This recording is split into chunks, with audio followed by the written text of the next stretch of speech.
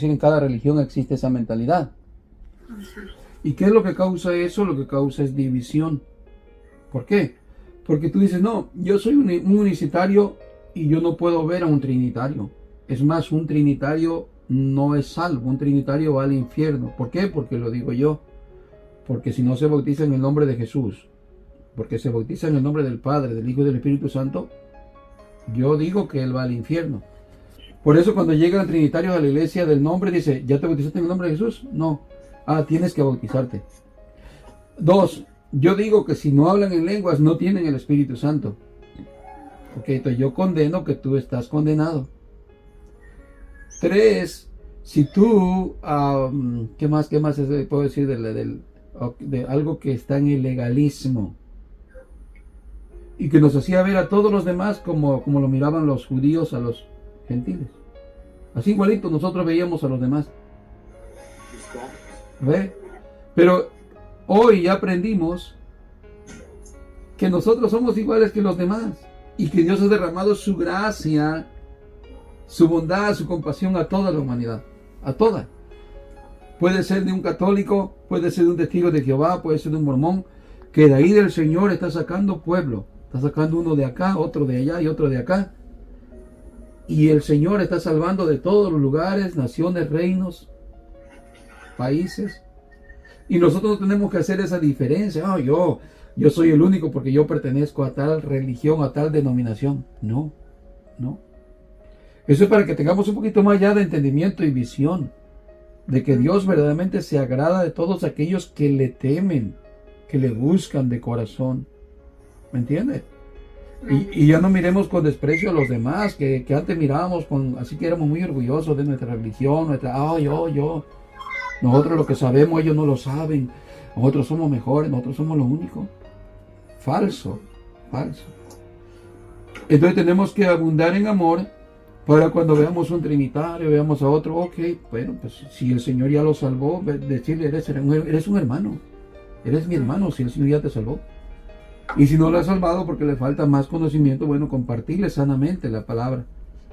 Y puede estar ahí con nosotros al rato, un montón de trinitarios que digan, nosotros somos hijos de Dios. Simplemente somos hijos de Dios. ¿Ya me entiendes? Reacciona, tú tienes que hablar en lengua, tú tienes que esto, tú tienes que pertenecer acá a esto. No, yo no, porque eso ya no solamente lo experimentamos, sino que lo estamos viendo como ejemplo en el estudio de ahora. Y qué dicha, hermano, porque tal vez nosotros tenemos hermanos que están en una iglesia trinitaria. Pero si el Señor ya los salvó, el Señor ya los escogió, ya los salvó. Es ok, también son salvos. Aunque se hayan bautizado de la forma en el nombre del Padre, del Hijo y del Espíritu Santo. No es pecado bautizar así. Lo que les hizo salvo fue la fe.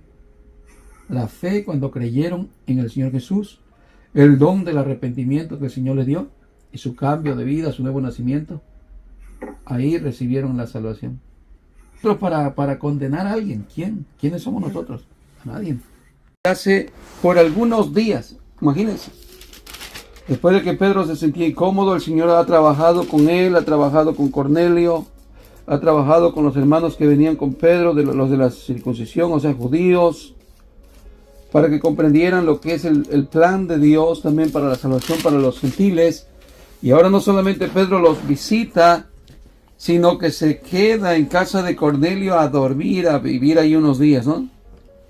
Bueno, entonces en ese contexto de lo que aprendimos ahí, bueno, es que Dios no hace excepción de personas, que está en el plan de Dios la salvación no solamente para los judíos. Dios es Dios de toda la tierra, Dios es el Dios que hizo los cielos, hizo todos los humanos, y por lo tal la salvación no es para una ciudad, no es para un país, no es solamente para un continente, sino que es para todos los habitantes de la tierra, conforme a lo que Dios le prometió a Abraham. En ti serán benditas todas las descendencias, todas las simientes de la tierra, todas serán benditas en ti, todas las generaciones de la tierra. Sí, entonces que vemos aquí que se está cumpliendo lo que el Señor había prometido desde Abraham, que Dios iba a salvar a todos por medio de la descendencia de Abraham, de la cual llega hasta el Señor Jesús. Muy bien. Y no por como poner un ejemplo, ¿no? De el Dios de los ¿cómo se dice? de los musulmanes, que ese solamente es un Dios que salva solamente a cierto tipo de gente. Por ejemplo, para que usted lea su doctrina, tiene que leer el Corán en su idioma solamente. Pero la evidencia que nosotros tenemos de la Biblia que está escrito en todos los idiomas del mundo, si se puede decir ya en general, porque nuestro Dios se da a conocer a toda la humanidad para salvar a toda la humanidad. ¿Sí? Nuestro Dios vino a salvar a toda la humanidad, a todo aquel que crea, ¿no? En verso 1 del capítulo 11, hermanos. Capítulo 11, verso 1. Oyeron los apóstoles y los hermanos que estaban en Judea, que también los gentiles habían recibido la palabra de Dios. Era lo que aconteció en la casa de Cornelio. Y cuando Pedro subió a Jerusalén, disputaban con él los que eran de la circuncisión. ¿Por qué disputaban por Pedro? Porque Pedro se había ido a meter en casa de un gentil, diciendo: ¿por qué has entrado en casa de hombres incircuncisos y has comido con ellos? Y ahí donde captamos que la mente de Pedro, aunque estaba llena del Espíritu Santo, estaba actuando carnalmente. Cuando llegó a casa de Cornelio, ¿qué fue lo que les dijo? Como primera parte de la predicación que supuestamente tenía que llevar él. Ustedes sabéis cuán abominable es que un hombre judío se junte con un gentil. Imagínense las ideas, ¿no? ¿Qué estoy haciendo aquí? ¿Por qué me han hecho venir? Bueno, igual tienen los hermanos la mente como por decir así, la que tuvo Pedro, la cual el Señor lo transformó, lo preparó por medio de la visión y todo lo que experimentó. Pero los hermanos judíos, que ya son cristianos, que también están llenos del Espíritu Santo, siguen también con esa mentalidad, que solamente un gentil se podría convertir por medio del prosélito. Bautismo, los ritos, cumplir la ley, circuncisión, etc. Así que están riñendo con Pedro, están contendiendo con Pedro, están reclamándole a Pedro que por qué ha entrado en casa de hombres incircuncisos y hasta has comido con ellos. Entonces comenzó Pedro a contarles por orden lo sucedido, diciendo: estaba yo, ya lo leímos, ya lo vivimos, ya lo estudiamos la semana pasada, pero aquí lo volvió a narrar él. Estaba yo en la ciudad de Jope orando y vi en éxtasis una visión, algo semejante a un gran lienzo que descendía por las 4 puntas. Era bajado del cielo y venía hasta mí. Cuando fijé en él los ojos, consideré y vi cuadrúpedos terrestres y fieras y reptiles y aves del cielo. Y oí una voz que me decía: levántate, Pedro, mata y come. Y dije: Señor, no, porque ninguna cosa común o inmunda entró jamás en mi boca. Entonces la voz me respondió del cielo por segunda vez: lo que Dios limpió, no llames tú común. Y esto se hizo 3 veces y volvió todo a ser llevado arriba al cielo. ¿Sí? Y aquí, luego llegaron 3 hombres a la casa donde yo estaba, enviados a mí desde Cesarea. Y el Espíritu me dijo que fuese con ellos sin dudar. ¿Qué fue lo que replicamos cuando Pedro le dijo eso a Cornelio y a sus amigos y a la familia? Que fue sin dudar. ¿Pero por qué fue? Porque había sido el Espíritu Santo que le dijo: ve. O sea, no por cuenta de Pedro era el ir, sino que a pesar de que Pedro no quería ir, dijo: vine sin replicar, aunque probablemente yo no hubiera querido entrar, ¿no? Por mi idea, por mis pensamientos. Bueno, entonces vemos que Pedro les está explicando a los hermanos en Jerusalén que en esa visión él aprendió, él se enseñó lo que Dios le estaba mostrando, que no solamente se trataba de no comer animales que estaban escritos en la ley, en el Levítico, que no podía comer, como ciertas aves que no se pueden comer según Levíticos, como por ejemplo el cerdo también, animales que son nombrados como inmundos, ¿sí? Bueno, pero el Señor le mostró a través de ese lienzo que ya Dios había limpiado aquello que ellos llamaban inmundo, que Dios mismo había dado esa ley, que no se deberían de contaminar. Pero Dios mismo le está diciendo que esa ley ritual, ya ha terminado. Después de Cristo, esa ley ritual, como ofrecer sacrificios de un cordero, de un toro en el altar, ya no existe, porque ahora Cristo es el cordero inmolado para todos, después de que Él murió y resucitó. ¿Sí? Cristo, y esa ley ya pasó de servicio, ya pasó, en su tiempo fue una sombra. Se podría decir que los animalitos consistían en que eran impuros, como refiriéndose a la alimentación, y esto tiene que ver como una sombra de que ellos como pueblo de Dios no podían contaminarse para ser alimentados de cualquier enseñanza bíblica, sino de la verdadera palabra de Dios. Y eso hacía que ellos tuvieran una diferencia entre otras naciones que no conocían al verdadero Dios. Pero viniendo Cristo se cumplió la ley, se cumplió todo eso que era sombra, y ahora el Señor está diciendo, no llames tú común lo que el Señor o lo que Dios ha limpiado. ¿Sí? Pero Pedro, con su mente judía, pues pensaba que él todavía no podía seguir comiendo un cerdo, pues no podía comer ciertos animalitos.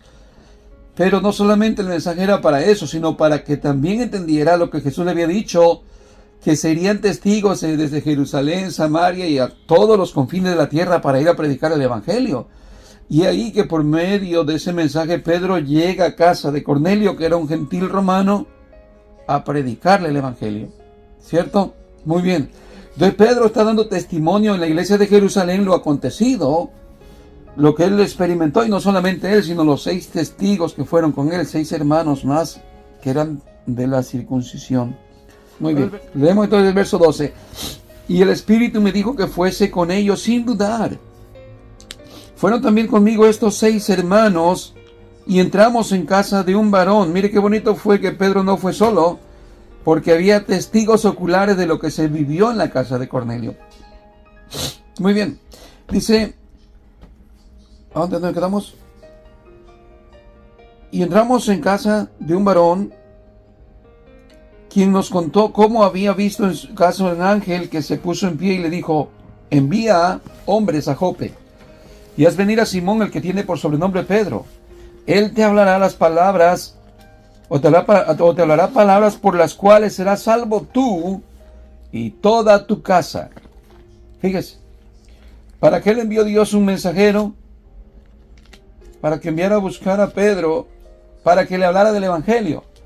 Ya aprendimos la semana pasada de que Dios no utiliza a los ángeles para evangelizar, sino que ¿a quién utiliza, hermanos? A nosotros, a los humanos. A nosotros nos ha encargado la tarea rigurosa y poderosa, maravillosa, porque es para salvación.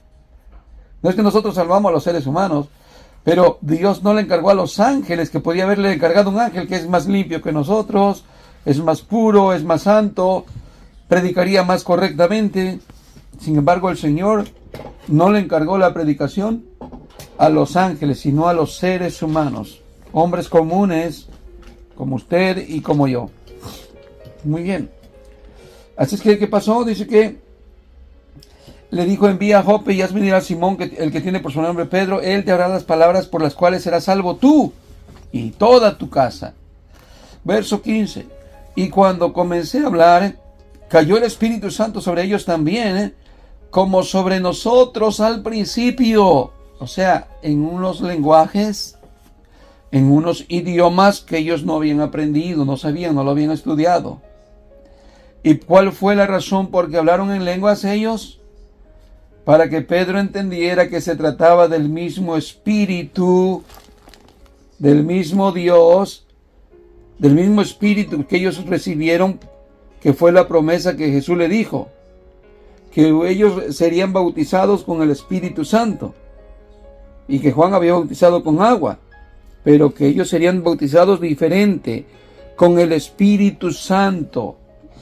Y es lo que Pedro está experimentando, que Cornelio, su familia, los que oyeron la palabra, creyeron en el Señor Jesús, hablaron en lenguas también, no para que ellos manifestaran que tenían el Espíritu Santo, sino para que Pedro dejara de dudar y ser incrédulo, que también sobre los gentiles también estaba el don de la gracia y la salvación. ¿Sí? Verso 16. Entonces me acordé de lo que dijo el Señor cuando dijo, Juan ciertamente bautizó en agua, mas vosotros seréis bautizados con el Espíritu Santo. Ahora el 17. Si Dios, pues, les concedió también el mismo don que a nosotros, que hemos creído en el Señor Jesucristo, ¿quién era yo que pudiese estorbar a Dios? Vea, ahí hay convicción, ahí hay entendimiento. Pedro ya no les impuso nada, ya no les dijo circuncídense, ya no dijo hagan esto, hagan lo otro. ¿Por qué? Porque está viendo que Dios mismo está participando en derramar su espíritu en los gentiles. ¿Sí? Muy bien. Muy bien. Ahora, les voy a recordar un poquito nada más. ¿Se recuerdan un poquito atrás cuando pasamos en la parte de Samaria? ¿Se recuerdan quién fue a predicar allá? Felipe, ¿verdad? ¿Se recuerda que fue Felipe? Bueno, ¿qué sucedió allá? Allá sucedió que dice que todos fueron bautizados, pero que no habían recibido el Espíritu Santo. ¿Se recuerda que dice que luego enviaron a Pedro y a Juan para que les impusiesen las manos para que recibiesen el Espíritu Santo? ¿Cierto? Pero verdad que en ninguna parte vimos que ellos estaban como...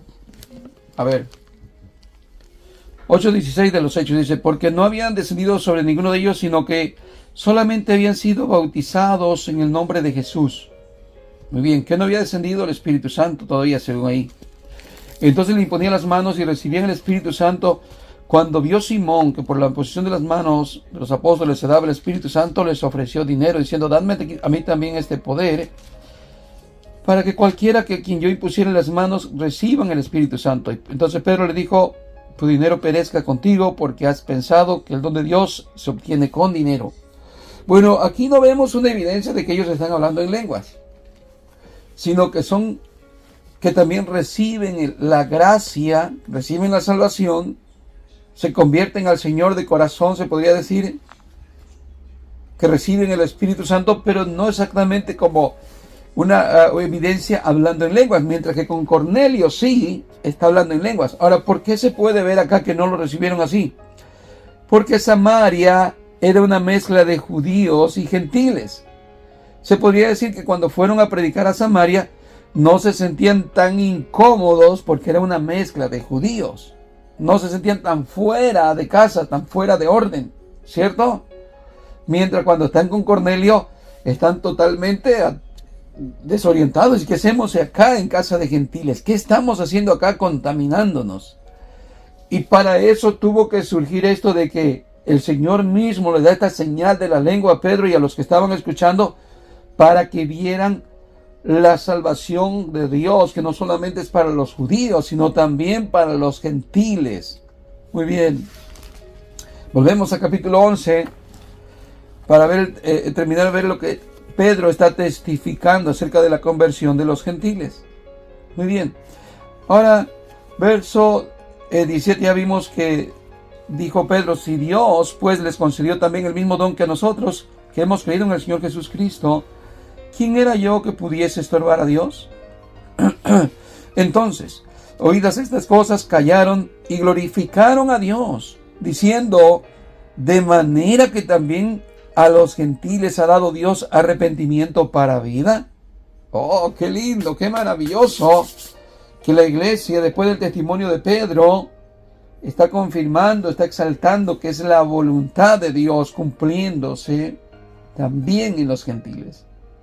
Wow, qué lindo, que hay una emoción grande ahí. Se está dando cuenta de la gloria de Dios que está sucediendo también ya en otros lugares. Bueno, qué maravilloso se ve esto aquí. Ahora, verso 19 dice, ahora bien, los que habían sido esparcidos a causa de la persecución que hubo con motivo de Esteban. ¿Recuerdan de Esteban, el primer mártir? El primer hombre que fue lapidado, que fue apedreado. Después de eso se soltó la iglesia a ir a otras ciudades, salió a Samaria, se fueron para acá, por muchos lados, y ya empieza a expandirse el evangelio por la persecución. ¿Sí? Muy bien, entonces dice, pasado, dice, estas cosas, dice, pasaron hasta Fenicia, Chipre y Antioquía. Pero dice ahí, no hablando a nadie la palabra, sino a solo sino solo ¿a quién? A los judíos. Por otro lado, los hermanos, no solamente a Pedro le tocó esto de no querer estar con gentiles. Los hermanos que salieron por otro rumbo también tenían esa misma ideología. No podemos juntarnos con gentiles. No podemos hablarle de Dios a los gentiles. No podemos. Solamente es para los judíos, solamente es para los judíos. Y sí hablaban, ciertos hombres sí hablaban, pero la mayoría no estaba hablando a judíos, a gentiles. Muy bien, ¿qué pasa? Entonces en este momento la iglesia está experimentando todavía de que el evangelio no es solamente para una nación, sino que es para todo el mundo. Es lo que está experimentando. Ya Pedro ya fue y lo experimentó y lo vino a comunicar a los hermanos que estaban en Jerusalén. Pero los que habían salido antes por la persecución, resulta que se habían ido a otros lugares. Dice que se habían ido ¿a dónde? A Fenicia, a Chipre y Antioquía. ¿Pero qué habían hecho? No le habían hablado a nadie en la palabra de Dios, a nadie gentil, sino solo a los judíos. Muy bien. Verso 20.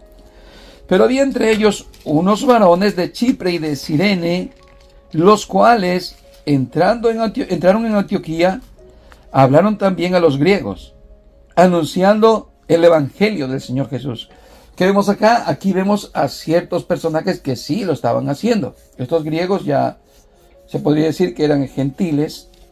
¿Sí? Muy bien. Ahora, verso 21. Y la mano del Señor estaba con ellos, y gran número creyó y se convirtió al Señor. Llegó la noticia de estas cosas a oídos de la iglesia que estaba en Jerusalén, y enviaron a Bernabé que fuese hasta Antioquía. ¿Qué vemos ahí? Ya la iglesia está en el despertar, ok, el evangelio está explotando, se está anunciando allá en muchos lugares, ya los gentiles, ya entró la gracia, ya entró la misericordia de Dios, ya entró el don de Dios de salvación para vida. La iglesia está visualizando ahora esto. ¿Qué hacen? Van a enviar un hombre que está lleno de amor. ¿Quién era Bernabé, hermanos? El hijo de consolación, José. José, que le decían Bernabé, que significa hijo de consolación, un hombre lleno de amor, que vendió sus propiedades, lo trajo el dinero a los pies de los apóstoles para cubrir las necesidades de los pobres, de los necesitados. Y bueno, entonces aquí envían a un hombre que está lleno del Espíritu Santo, un hombre que está lleno de amor, lo van a enviar a esta ciudad de Antioquía para ver lo que está sucediendo, para animar a los hermanos recién convertidos, para darle seguimiento, para darle apoyo a los recién nacidos en Cristo. Verso 23. Cuando llegó y vio la gracia de Dios, ¿qué es ver la gracia de Dios? Es ver hermanos salvos, hermanos convertidos al Señor.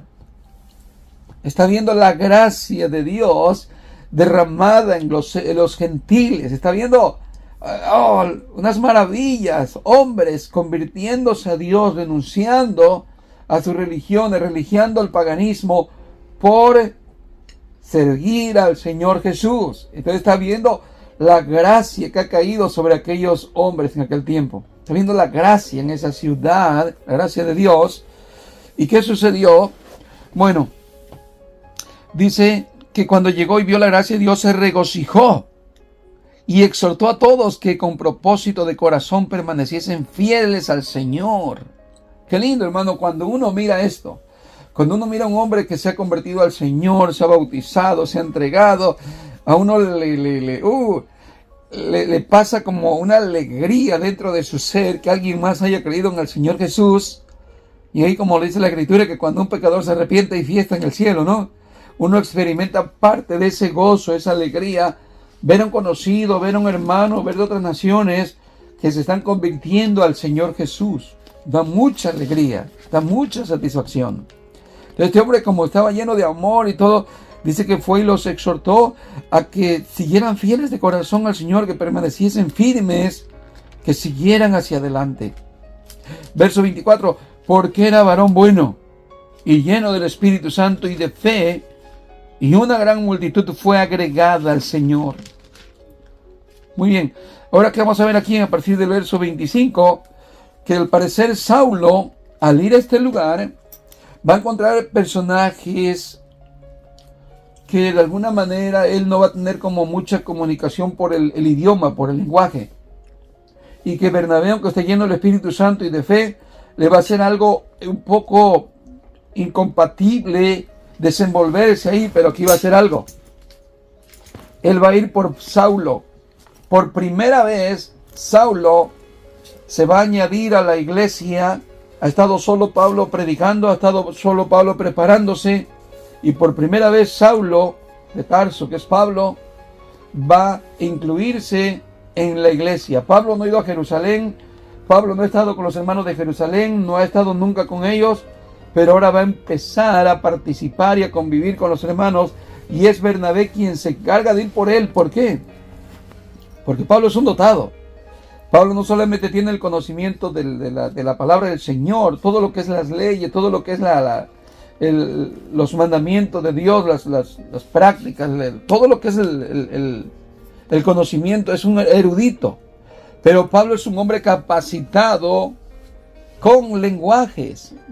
Pablo es un hombre que habla varios lenguajes. Por eso él cuando hablaba decía del hablar en lenguas, dice yo prefiero hablar unas cuantas palabras en el lenguaje local que hablar cientos o miles de palabras en un lenguaje que no se entiende. Porque yo hablo lenguas más que todos vosotros, hablando de que tenía más lenguajes. Por ejemplo, se cree que el apóstol Pablo hablaba en griego. ¿Sí? Hablaba en griego. Él conocía la Septuaginta, que era el Antiguo Testamento en griego. Eso es la Septuaginta, estaba escrita en griego. Y Pablo conocía todo el lenguaje griego. ¿Sí? 2. Hablaba también en hebreo. Él era hebreo de hebreos. Él conocía el lenguaje hebreo. Él conocía también el lenguaje arameo. Y también hablaba en latín. En pocas palabras, eran 4 lenguajes que dominaba el apóstol Pablo. Entonces, ¿qué está haciendo Bernabé? Bernabé está yendo a buscar a un hombre que está, pero lleno del conocimiento de Dios. El Señor Jesús lo ha estado capacitando por estos cuantos años. No sé si habían pasado como unos 5 o 6 años desde que Saulo se convirtió al Señor. Imagínense que Pablo está esperando nomás tantito que lo toquen. Y viene Bernabé para decirle, mira Pablo, ¿te gustaría ser pastor en la iglesia de Antioquía? ¿Te gustaría pastorear una iglesia? Y Pablito está pero listo diciendo, ¿y a qué hora nos tenemos que ir? Vámonos ya. ¿Entiende? Vea esa idea. ¿Y a quién va a buscar Bernabé? No va a buscar a cualquier personaje. Un hombre que está capacitado en todo. ¡Wow! Ahora se juntan los dos grandes. Uno lleno de amor, el Bernabé lleno de amor, lleno de cariño, compasión, misericordia, lleno del Espíritu también. Y por otro lado Pablo, imagínense, por eso va a ver en su recorrido de van para allá, van para acá. Y Bernabé y Saulo o Pablo son el dueto invencible. Son el dueto de supercampeones. Nadie los vence. No lo vencen los azotes, 40 menos 1. No lo vencen las piedras.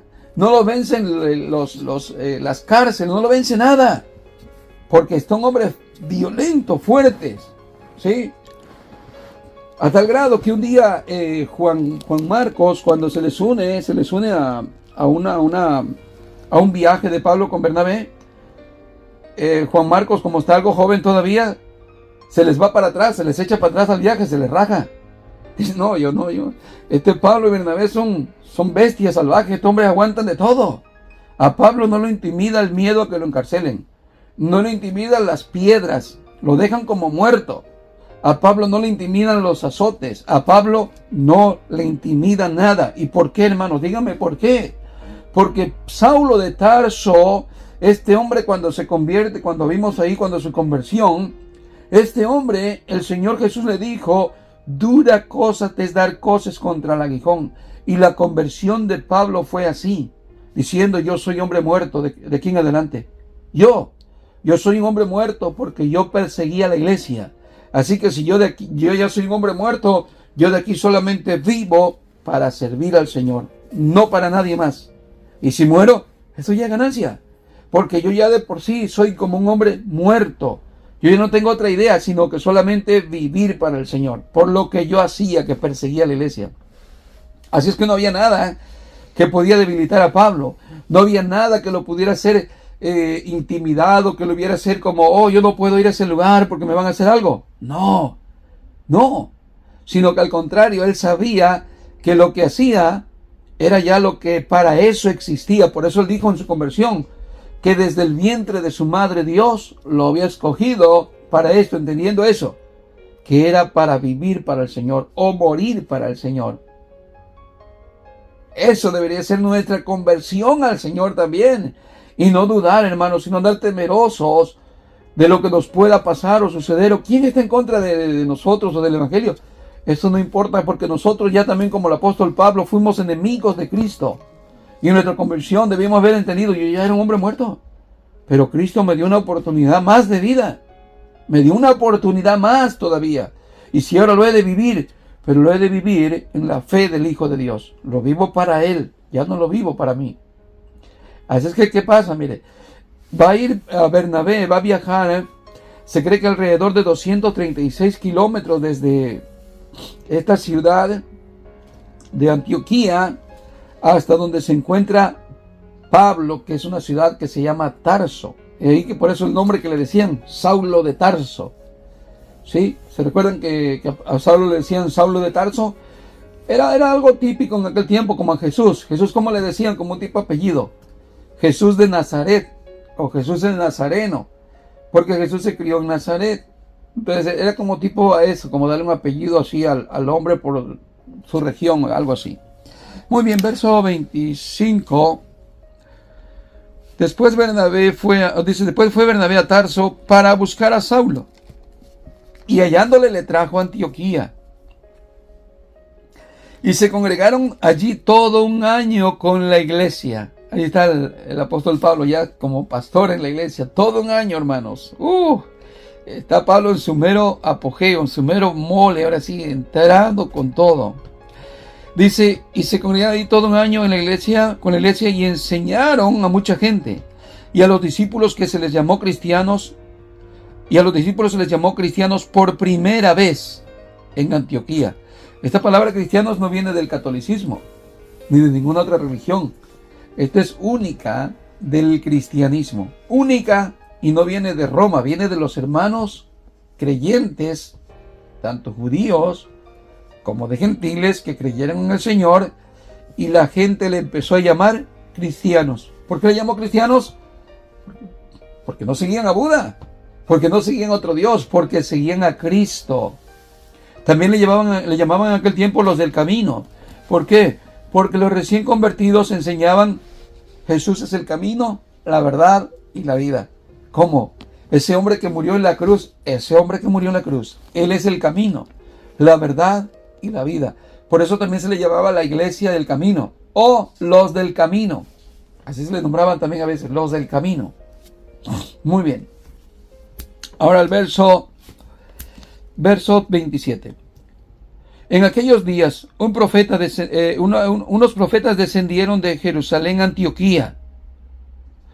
¿Qué vamos a ver aquí? Que todavía está un poco vigente el don de profetas. Pero eso cesó, acuérdense que todo eso cesaría. Y cesó cuando se cerró el canon bíblico. Cuando se cierra el canon bíblico, que es en Apocalipsis, se cierra el canon bíblico, cuando muere ya Juan, al discípulo amado. ¿Sí? Cuando muere él, se cierra el canon. Ya se escribió todo lo que se tenía que escribir, ya no hay más profetas. Pero aquí todavía estaban ejerciendo un poco la labor de profetas. ¿Sí? Todavía están partes comunicando algo, todavía está un poquito la función. Muy bien. Dice, levantándose uno de ellos, llamado, que dice Agabo, daba a entender por el Espíritu que vendría una gran hambre en toda la tierra habitada, la cual sucedió en tiempo de Claudio. ¿Ok? ¿Qué es lo que anunció el profeta? Bueno, prepárense, hermanos, va a venir una gran hambruna. Bueno, y sucedió en el tiempo de este líder, Claudio, de este hombre. Muy bien. Entonces los discípulos, verso 29, Cada uno conforme a lo que tenía, determinaron enviar socorro a los hermanos que habitaban en Judea, lo cual en efecto hicieron, enviándolo a los ancianos, formando de Bernabé y de Saulo.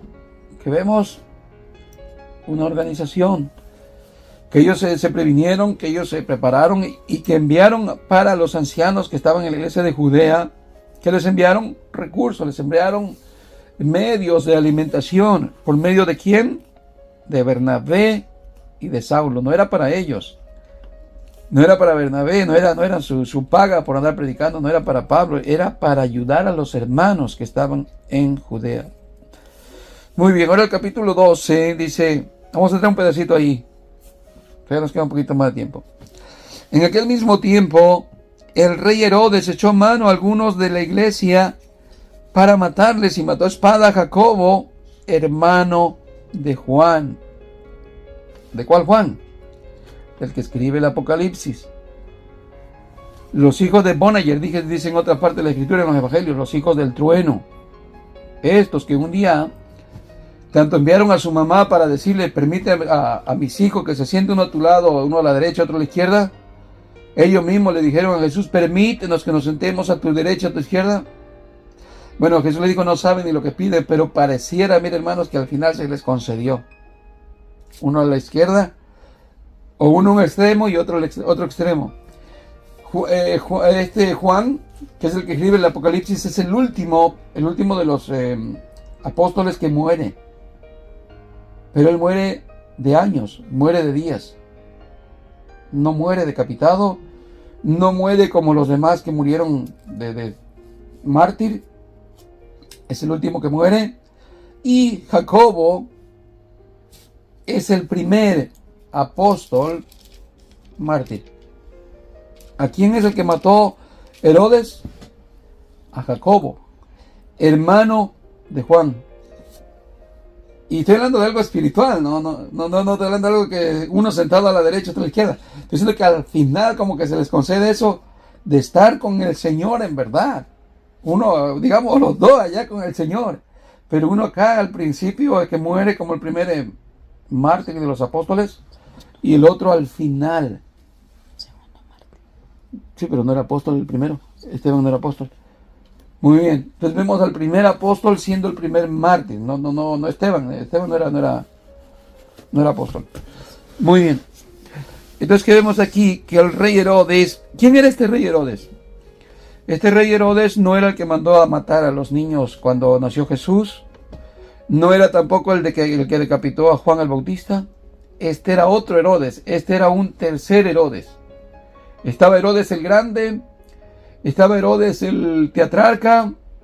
Y estaba Herodes Este tercer Herodes es un hombre que está usurpando el trono porque él no es judío plenamente. Pero él, para congraciarse con los judíos, ¿qué hace? Hace matanza, empieza la matanza aquí de parte del rey Herodes. Una matanza. Pero no una matanza como la que hacía Saulo de Tarso. ¿Por qué hacía persecución en la iglesia? ¿Por qué hacía matanza Saulo de Tarso?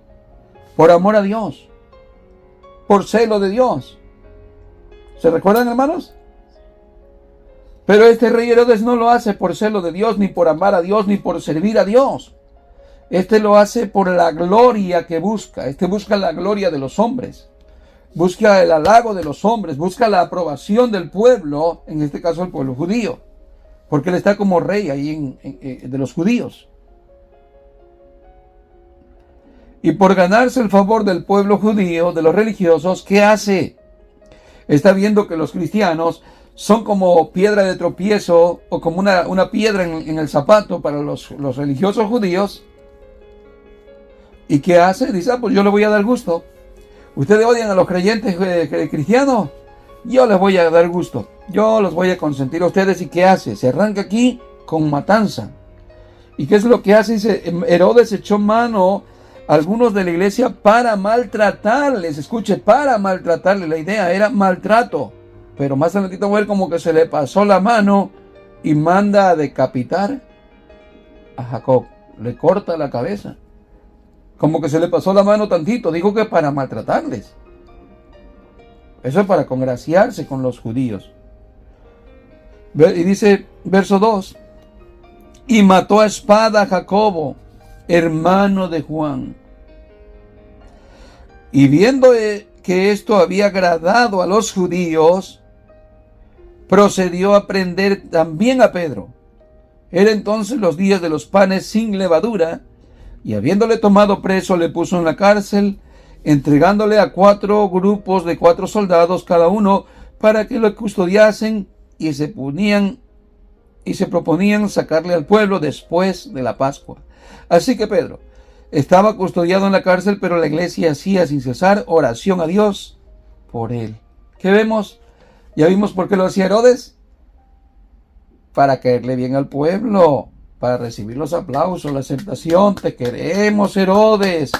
Te queremos, no importa que seas un pagano, no importa que seas un impío. Pero como nos conceden nuestros gustos, te queremos mucho. Ya mataste a Jacobo, ya metiste a la cárcel a Pedro. Creemos que también lo vas a matar, pero te estás esperando un poquito que pase nuestra Pascua. Porque en la Pascua, no. Somos muy sagrados, somos muy santos y no podemos hacer daño a nadie. Porque nosotros somos el pueblo santo de Dios. Y no podemos mancharnos las manos en ese día. No podemos derramar sangre ese día. Espéranos tantito y después ya vemos. Después ya nos damos gusto. Después nos alegramos de toda la matanza que tú vas a hacer de nuestro propio hermano judío, ¿ok? Pero ahorita no. Respeta nuestra creencia. Respeta que nosotros somos bien amadores de Dios. Respétanos. ¿Okay? Bueno. Nos vamos a quedar hasta ahí, hermanos. Nos vamos a quedar hasta ahí.